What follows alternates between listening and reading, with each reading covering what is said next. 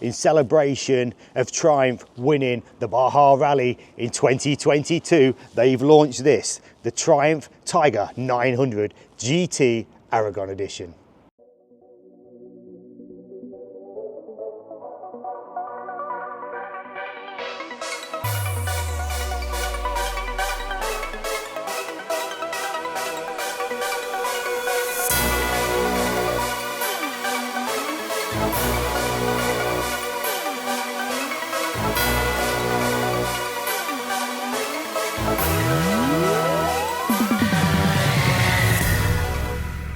This is an 888cc inline 3-cylinder. It's producing 93.9 brake horsepower at 8,750 RPM and 87 Newton meters of torque at 7,250 RPM. So on the front wheel, we've got a tyre size of 100 B19 twin 320mm floating disc and Brembo Stylema 4-piston monoblock calipers. On the rear wheel, the tyre size is 150 B70 B17. The rear brake consists of a single 225mm disc, a Brembo single piston sliding caliper. So the Triumph Tiger comes with 2 adjustable settings on the seat height. I've got this set at 820mm at 5'9". My feet are flat on the ground. This can be raised to 840mm. So on the front suspension, we've got the Mazzocchi forks. They're upside down 45mm. It's got manual rebound and compression dampening with travel of 180mm. So on the rear shock, we've got the Mazzocchi electrical unit that has preload and rebound with 170mm of travel. So this Tiger 900 is weighing in at 198 kilos. It's also got a 20-litre fuel tank that does an impressive 55 miles to the gallon. So there's only one thing left to do. Sit back, relax, and come along for the ride.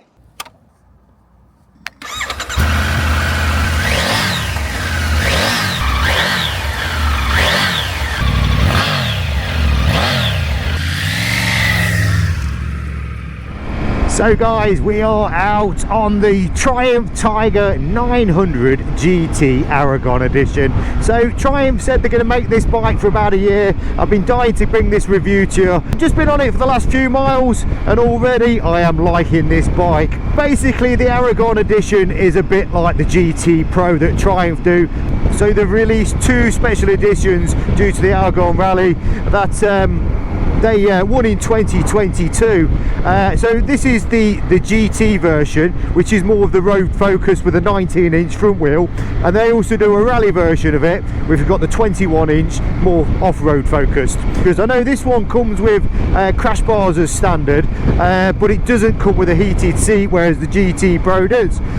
So Triumph do 7 different versions of this bike.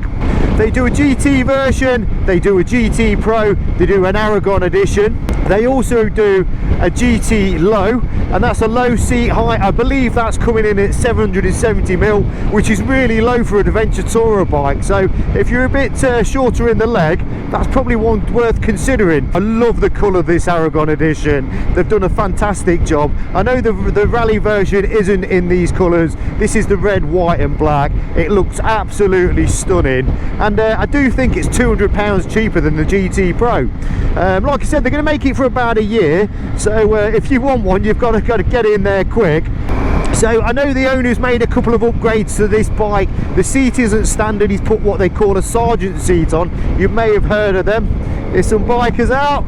Well, that's 2 I've seen today. This is January, it's 7 degrees, the sun is shining, and it's a beautiful day for a ride. So this bike is a premium bike, but I don't think it costs premium money. As soon as you get on it and you start clicking up the gears, you notice the quick shifter on this bike with the gearbox is seamless. It's so smooth, it's effortless. As soon as we get up onto this bit of road here, that crosswind, whoa, it kind of blows you about a bit. I've also got my Pillion passenger Amy on the back, so I think that's one thing that is handy, having the Pillion perspective on the bike, as a lot of people do like to ride kind of 2 up on these bikes. So we'll just turn onto the test road, as I call it.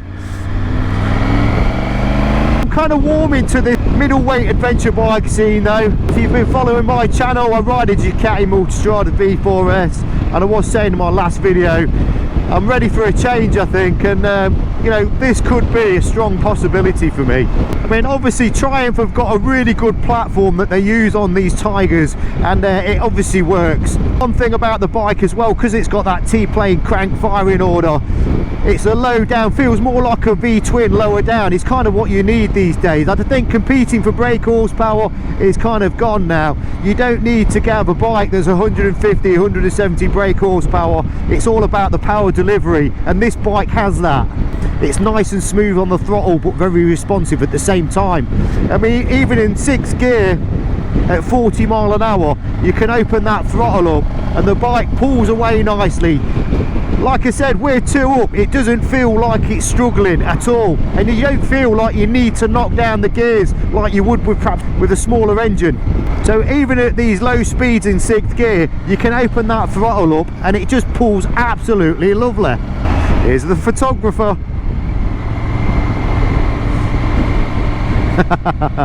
There's a photographer out today. We'll see if we can get the picture later. So like I said, when you open that throttle up, this bike just pulls, and this is only in road mode. You've got 5 modes to this bike, with it being a little bit sort of damp on the ground and a bit slippy. I've noticed when I'm going over them white lines a little bit, which I know you shouldn't, but when you do cross them, the back end does sort of squidgle out a little bit. Like I said, it's responsive. Jesus Christ, a bird nearly flew into me. So this bike does have an adjustable screen that you use by hand, and I'll be honest, it does feel a little bit clunky, but I think a smoother action on that would help this bike a little bit. And this bike does feel super light. The other thing about this bike as well, the brakes on it are absolutely fantastic. It's got the best in the business. It's got the Brembo style EMAs. I mean, like I say, it's a little bit wet on the ground today, so I don't want to be whacking them on, although it's got a very good ABS system on this bike as well. Just give it a bit of a brake test. Oh yeah, the brakes are sharp, the brakes are good. Try the ergonomics out on the bike. That standing position, the owner has put bar risers on, which I personally wouldn't bother with bar risers, but you know, it's everybody to their own. But yeah, it's a nice standing position on the bike. You don't feel compromised at all. So we're just going to pop it into sports mode. God, that wind has really picked up. So the controls are nice and easy as well. Just literally, you've got like a mode button on the left there. We've got a little joystick to navigate around the screen. Wow! Yes! That picks up really quick. I've got to be careful of all the cars on the road today. They seem to have just got busy all of a sudden. We'll put it into second. We'll kind of do a rolling.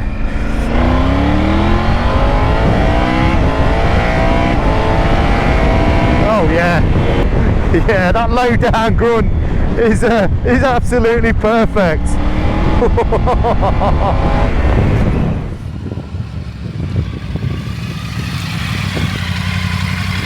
Having that much fun then, I nearly forgot to pick Amy back up. I kind of left her at the roadside.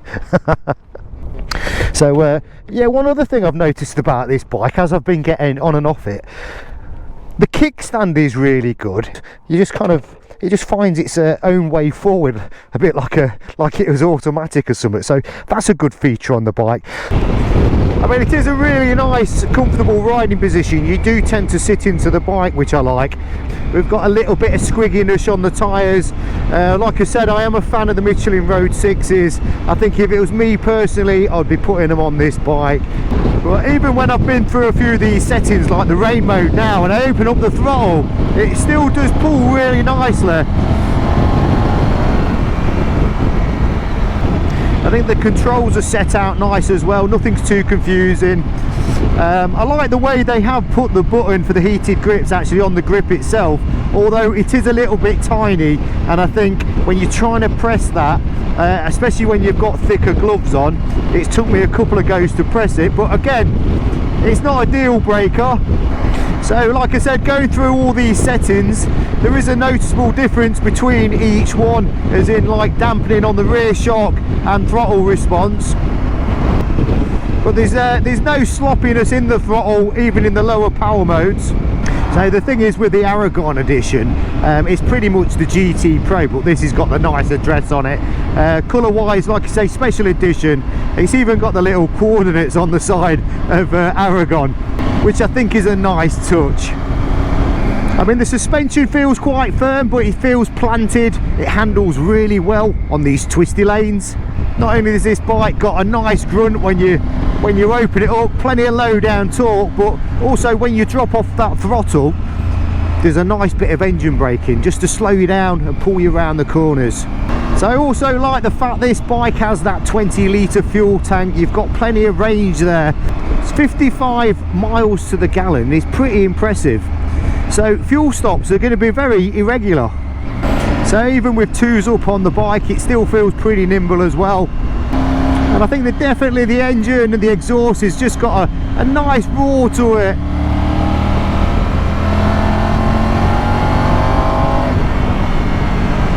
This bike is so nice to ride, it's so smooth.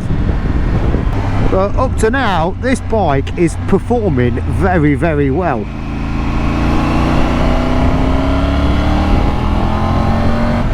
I noticed the mirrors weren't pretty good on this bike as well.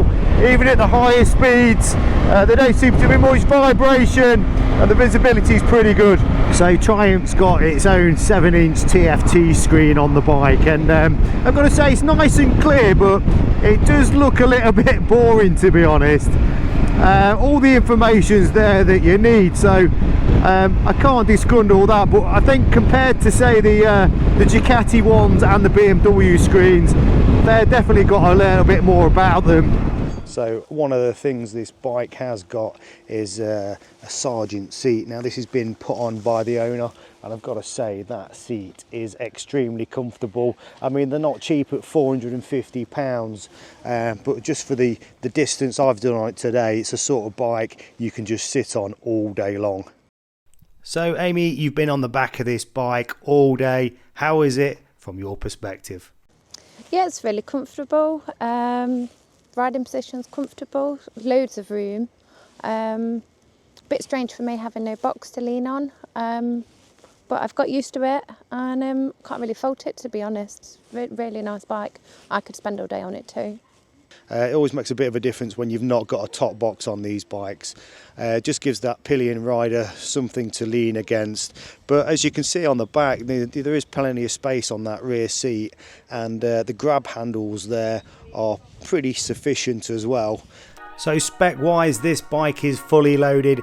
It has everything the Tiger 900 GT has, but with the Aragon Edition as well as the GT Pro, it also comes with the centre stand, the engine protection bars, the electronic suspension, the Triumph quick shifter, the tyre pressure monitors, the connectivity system, the LED fog lights, and the 5 rider modes. So there you go then, guys. This is the Triumph Tiger 900 GT Aragon Edition. I think just shy of £13,000. This is a superb middleweight adventure bike. So hope you like the video, guys. If you've not subscribed to the channel, please do so. Give us a like, and I'll see you in the next one.